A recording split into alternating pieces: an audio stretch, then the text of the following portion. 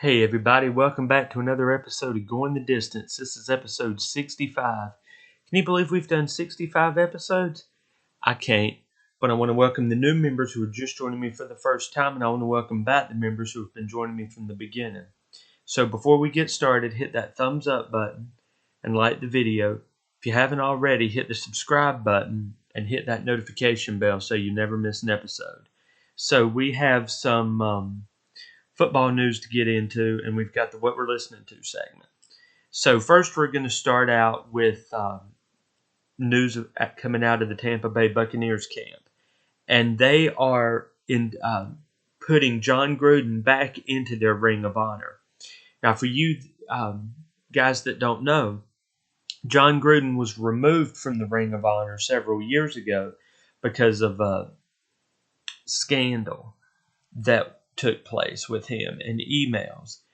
And he took the NFL to court, and, I don't really know how all that happened. I guess he won because now the Buccaneers are putting him back into the Ring of Honor, which I think is only right.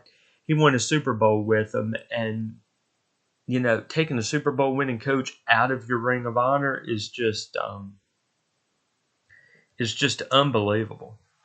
But, he was a great coach, and I feel like if he had stayed with the Raiders, he could have taken the Raiders farther than where they are now. But because of this whole email stuff, he resigned from that spot, and we hadn't heard from him for a while because he was going through everything. But now he's back. I think he's a consultant for a team. I can't remember which one. It seems like it might be right now. It might be a college team. I'm not quite sure, but just knowing that he's back in the Buccaneers Ring of Honor gives me hope that he'll be back in the NFL. Now I know, I'm going to get a lot of people saying I don't like John Gruden because of this, and I don't like John Gruden because of that. Well, everybody has their own opinions of it. I like the fact that John Gruden is going back in. You might not, and we'll agree to disagree on that. So let me know you guys' opinion on John going back in.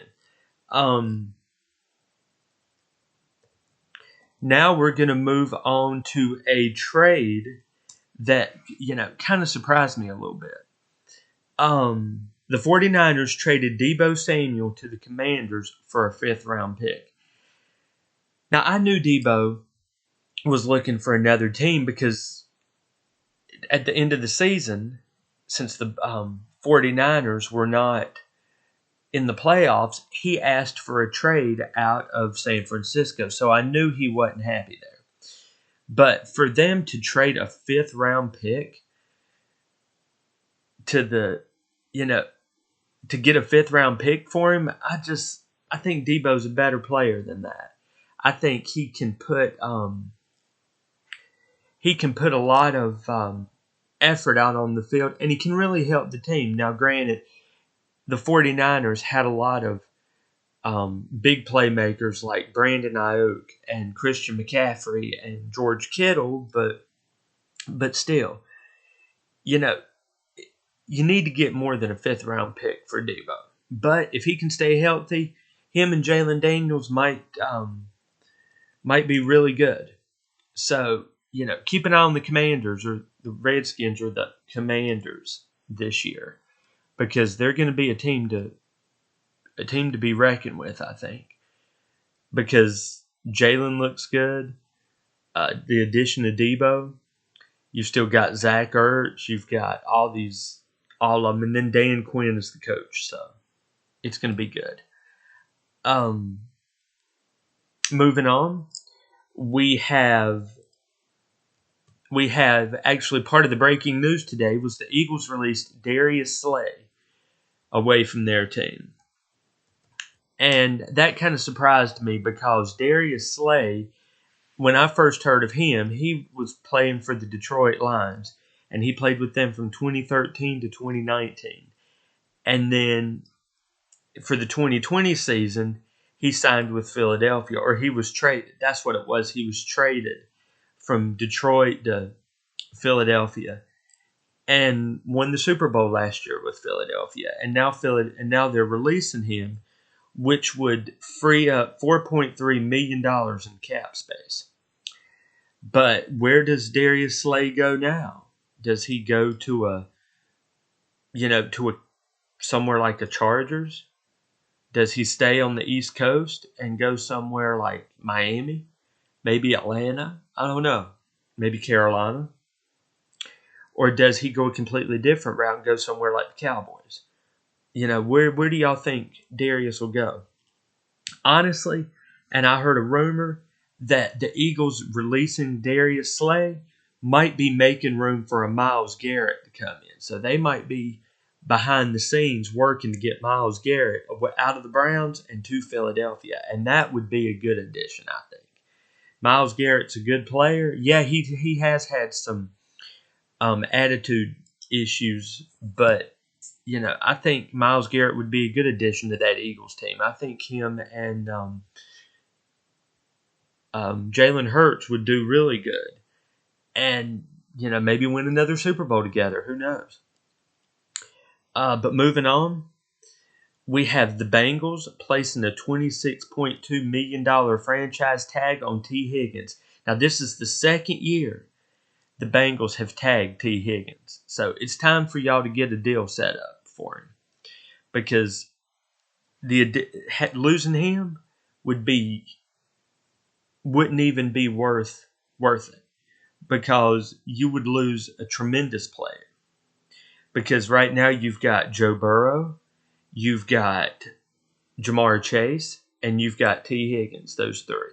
And those three are the three that are amazing together. So to lose one of those pieces isn't good. So I'm glad that T. Higgins is going to stay in Cincinnati, but sign him to a bigger contract, please. Keep him there for years to come. So now we're going to move on to the fact that I believe it was last week I said that Matthew Stafford had signed a deal to stay with the Rams. I'm thrilled he's staying with the Rams because, that's where he's made his home. That's where he's thrived since he got traded out of Detroit. So now, since they've locked it up, and one of the teams that were looking at Matthew Stafford before he signed were the Giants. Well, now that Stafford has been locked up with the Rams, the Giants are looking at maybe trading for Sam Darnold. Again, anybody out there who's a Sam Darnold fan, let me know what you guys see in him. He's had one good season, and that was last season. I don't see what the big deal is about him. Somebody explain it to me. But if Minnesota says they want him, the Giants say they want him. Let's see how that goes. And let's just see if he has a better season next season than he did last season. This next season than last season. We'll see. I mean, Minnesota won 14 games under him. So, something must have been right. I think that a lot of that was Kevin O'Connell, though. But we'll see. Moving on, in a surprise move, the Patriots considered trading for DK Metcalf.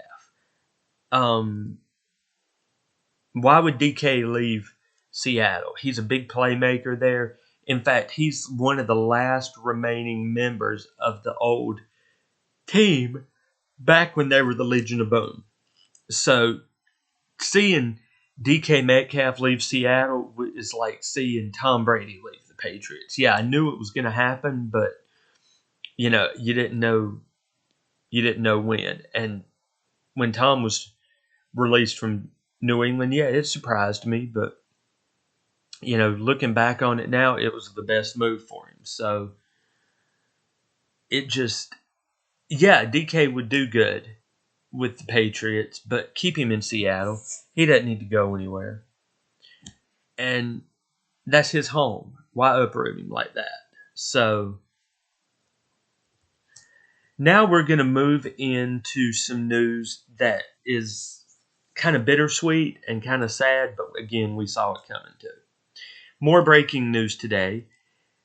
NFL on Fox commentator Jimmy Johnson announced he's retiring from Fox Sports after 31 years on the air. He is 81 years old, and you guys would best know him as the coach of the Dallas Cowboys, where he penned the phrase, "How about those Cowboys?" He is a two-time Super Bowl champ. He's in the Cowboys Ring of Honor. He won the national championship in 1987 when he was the head coach of the Florida Hurricanes. He was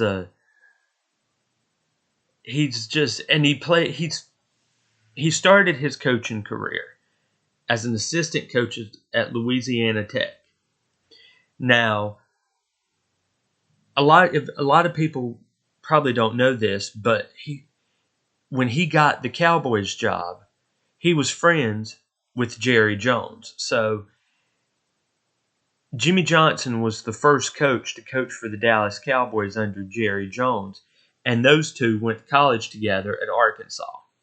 So, there's a lot of history tied into him. He will be missed. Now, granted, they have been having people on the panel last season, like Rob Gronkowski was up there when Jimmy wasn't, and when Jimmy was there, they had Rob in there. So are they thinking about moving Rob from a commentator job, like sideline reporter job, to the studio? I think that would be good. Plus, it'd be Kurt Menefee, Howie Long, Terry Bradshaw, Michael Strahan, Rob Gronkowski.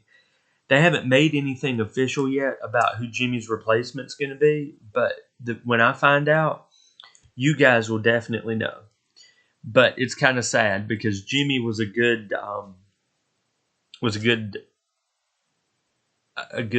commentator, and the fact that he's leaving, Terry and Jimmy had this bond or this back and forth when they were on there, and that back and forth won't be there. But we wish Jimmy all the best, and hopefully we hear periodically from him. Yeah, he's 81 years old, so he's getting pretty old, and lives in Florida. So I know that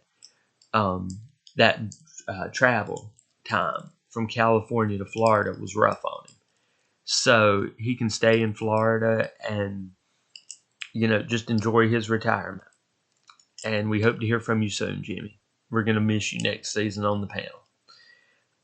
So that was all for football news. Now we're going to move into the Who We're Listening To segment. And who are we listening to this week? We're listening to Aloe Blacc. He's a soul and R&B singer from Laguna Hills, California. He started making music in 1995, and I didn't find out about him until 2013. I'm sorry. I found out about him with his song "Wake Me Up" with Avicii, I think was his name. He was a DJ, and it was a really good album. He's had 5 studio albums, 47 singles, hadn't made a music video, doesn't have any greatest hits or a live album. His new album is called Stand Together, and it was actually just released a few weeks ago.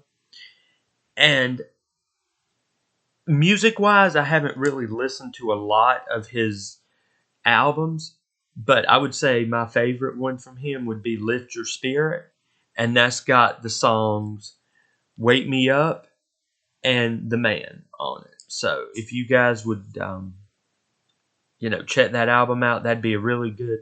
Let me know what you guys think. And for what song we're listening to, I've actually got a few things. I've got Wake Me Up with Avicii.